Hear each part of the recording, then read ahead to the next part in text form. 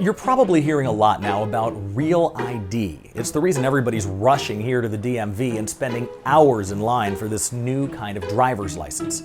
Well, Real ID actually isn't that new. In fact, the Real ID Act is a federal law from 2005 that was passed as an anti-terrorism measure after the attacks on 9/11. Turns out some of the attackers used fake IDs to board the planes they later hijacked. This would, in theory, prevent that from happening again. Think about it. Your driver's license is basically your key to everything. You need it to go to a bar, pick up a concert ticket, or get on an airplane. So the feds want to make that key harder to copy. They gave states a deadline to design a new, more secure driver's license, and of course, most states missed the deadline and asked for an extension.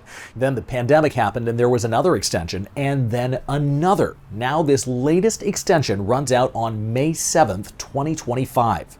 So starting on that day, you'll need a Real ID compliant driver's license to enter secure federal buildings, nuclear power plants, military bases, and the big one, airport security.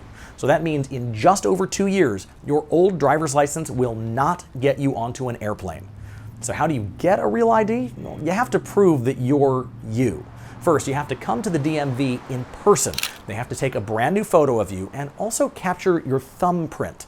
Those go into a massive new database along with copies of the documents you have to bring. And here's where it gets tricky.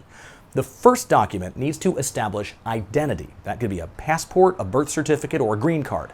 The second needs to show your social security number. That could be a social security card or something from your employer, like a W-2 form or a pay stub.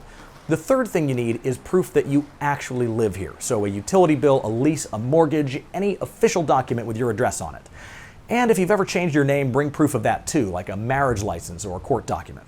Of course, this is technically optional. You can still get a regular California driver's license without the little star on it. You just can't fly with it unless you also bring a passport. Needless to say, Real ID has its critics, including privacy advocates and those who say it will basically prevent undocumented immigrants from traveling by air.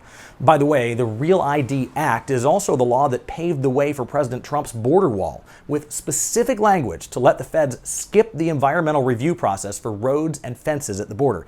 I know that has nothing to do with your driver's license, but that's politics, and Real ID is the law. So go get in line.